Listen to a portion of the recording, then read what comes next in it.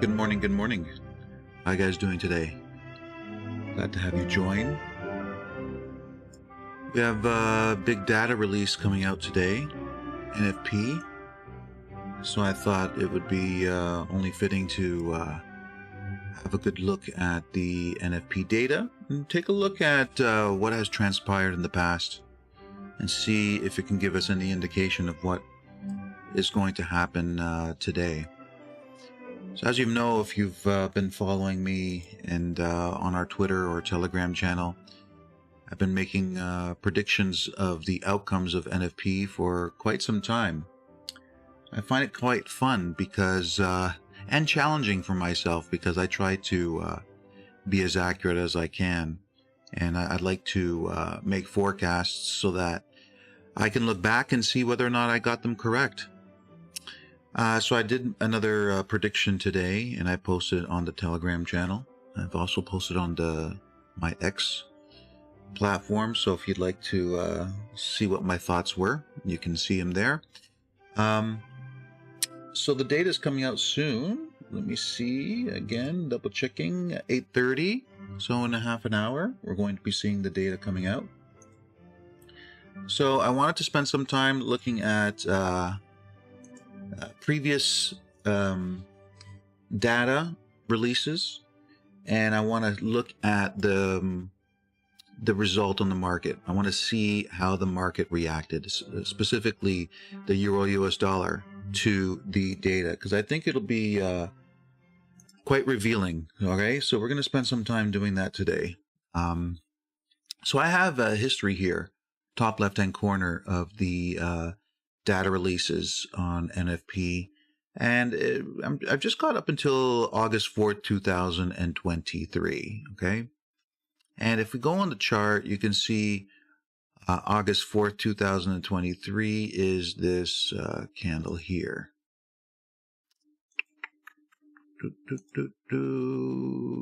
Right here. Okay. So what we got is we had negative data coming out. Previous was 185, consensus was 200K, and the actual figure was 187. So because it came below the consensus, it was considered to be negative for the US dollar, which is positive for the euro. And so indeed, what happened? Price rallied up, didn't it? Yes, it did. In fact, that was a spot where I took a short. Okay, a little bit higher up on the chart, I took a short position there. And it didn't have anything to do with the reaction to NFP or NFP data at all. It was just reading price action through supply and demand, the perspective of supply and demand, and the dynamic that was playing out. There was a certain sequence of events that was expected. And as you can see, I had drawn in some arrows here, some red arrows of the direction that we expected price to move. And it's exactly what took place. Now, you would think with a negative NFP figure that it would be considered positive for the euro. Well, it sure did rally up from that area, but only into an area where the banks were interested in selling. So, very interesting. For you to have sellers, you need to have what? Buyers. And so, August 4th came out. Figure was below consensus, but larger than the previous number. But doesn't matter that it's larger than previous number because it's below the consensus. It was considered negative. And we have the buying that came into place that was required in order for selling to take place. So then September 1st, okay, comes along. And September 1st is right there. Big red candle, drop, right? Right here, big red candle drop, okay? And we had positive data. Okay, so those that traded NFP on August 2023 are probably thinking, wait a minute, we had negative, which was supposed to be positive for the euro. It ran up a little bit, but then we got a significant drop after that. What's going on here? Now, this time they get positive data, okay, because it was 157, and consensus 170, and then the number comes out to be 187, so positive, which is considered negative for the euro. And yes, indeed, we got a drop in price. Okay, we eventually got that drop in price. Now let's go forward. October 6 was positive. So October 6, September, October 6, down here at the bottom was positive. So if it's positive for the dollar, should be negative for the euro, right? You would think. What ended up happening? Price rallied, contacted supply, dropped. So there you're getting a little bit of a negative reaction. But this is multiple days after the data was released. And eventually we got the rally up. Okay? So again, going against the supposed reaction that we're supposed to get in the market. November 3rd is where? Right there. Big, strong rally up. Meanwhile, it was a negative figure. Okay? Right here. Let's turn this to red. Right here. Okay. So, negative NFP for the US dollar. Turns out to be positive for the euro. Did we get the rally up? Yes. Beautiful. Beautiful. So this was, to traders' expectations. So if you're paying attention, you'll notice something. It's like going to the casino, okay? If somebody that went to the casino lost every time, they wouldn't go to the casino any longer because they don't make any money. So every once in a while, the casino has to have you win. Otherwise, you would never chase after that win again. I find the market is very chase after that win again. I find the market is very similar. You'll have situations where the market will react as expected, and then other times it does not react as expected. And this keeps people always guessing whether or not their predictions are going to come true based on the data. So I want you to pay attention to this. So November 3rd, 2023, we had negative data, okay, and which was considered positive for the euro, and we got the rally. We got the rally. All right. So that would have worked out for those. But if you remember down here at the very lows, they were already massively long down here at the lows, okay, retail traders. And they were offloading their long positions or short position as price was rallying up here. I don't know if you remember that, but I do because I track that. So I think that's very interesting how that came to be right at that very moment, okay? After they had already piled into long positions, were overexposed to the long side, and then they forced them to exit them for sell positions. All right, so let's go to December 8th, shall we?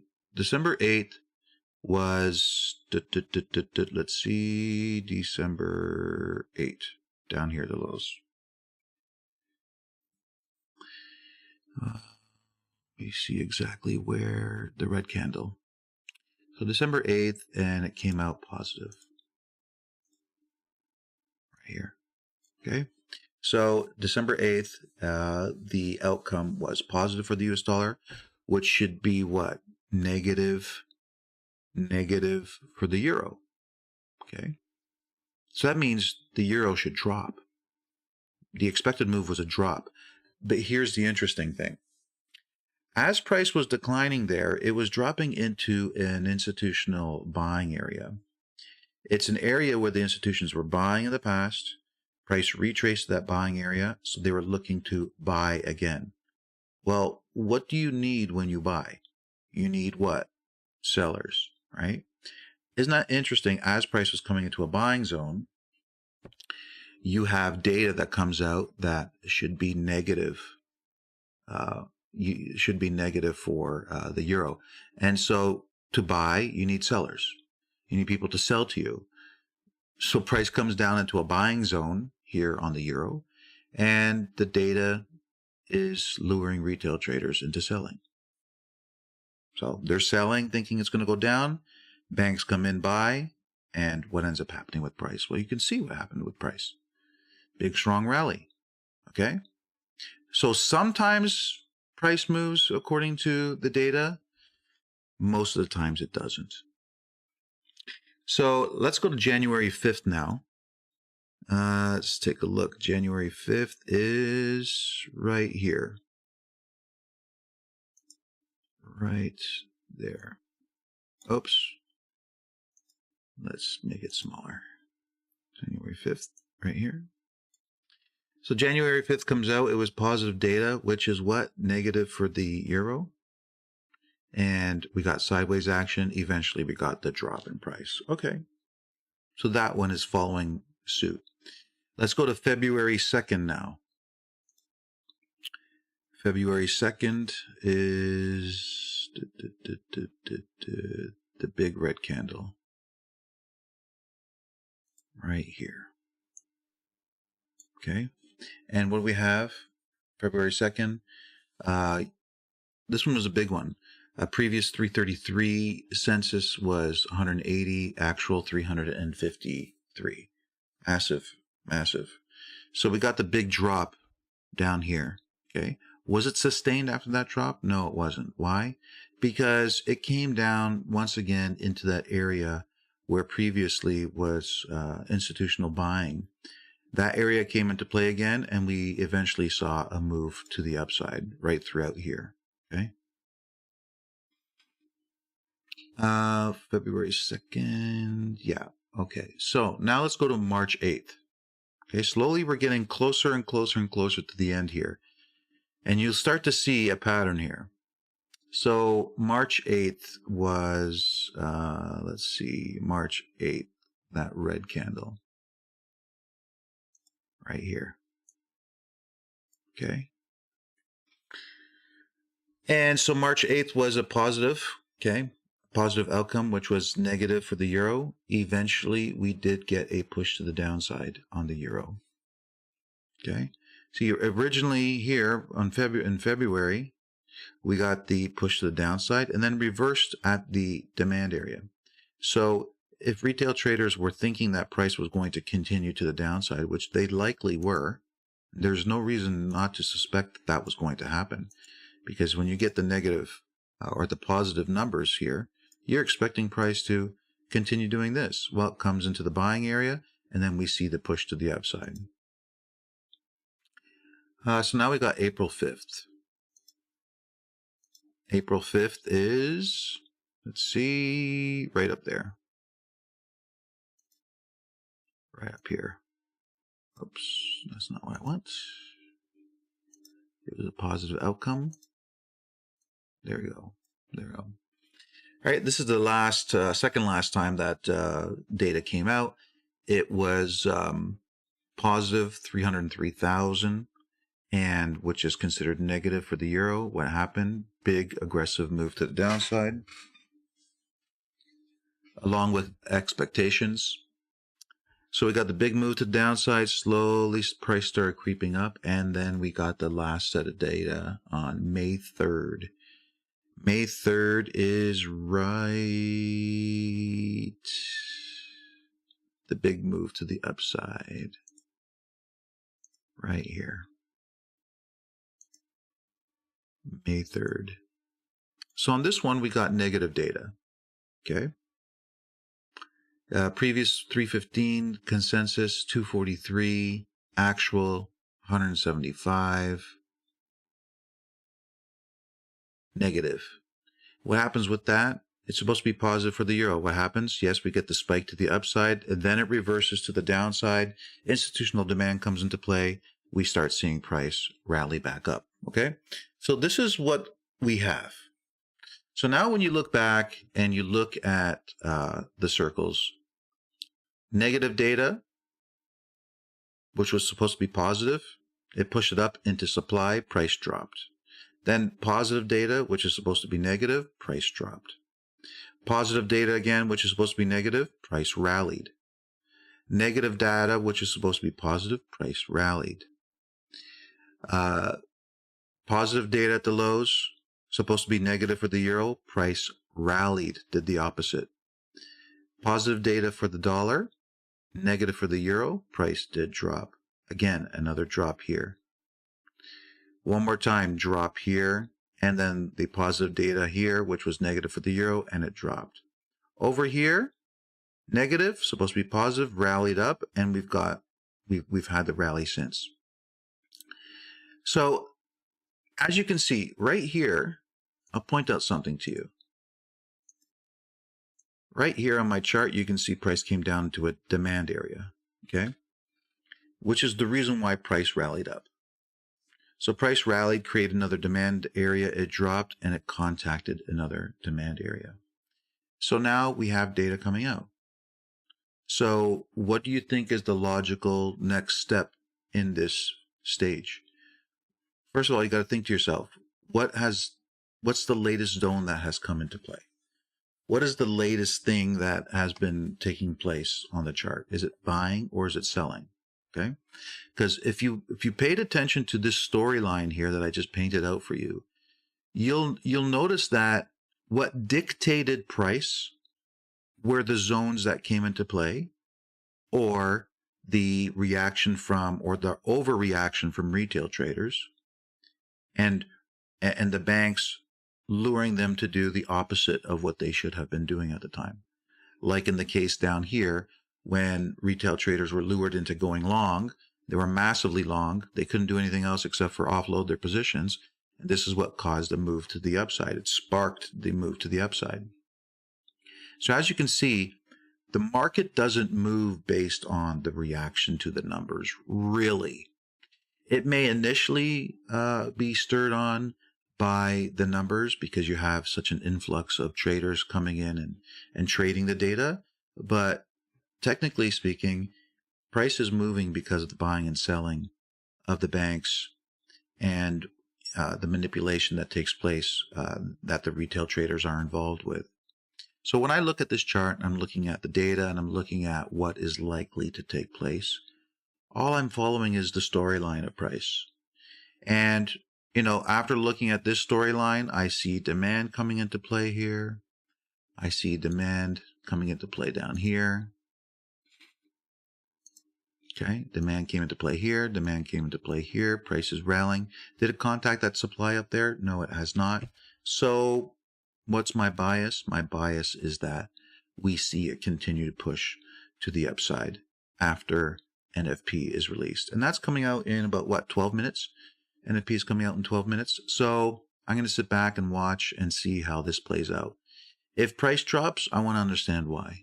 I want to look at the storyline and see where is it that I was wrong in my analysis. But from what I'm seeing, it seems pretty clear to me that the latest area that came into play was demand. So therefore, regardless of what the data is, we're going to be seeing a push to the upside. Okay.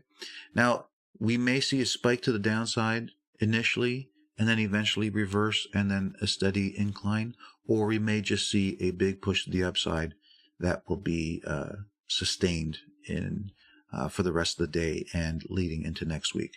Which way is it going to play out? Who knows? But my bias is overall reaction will be to the upside.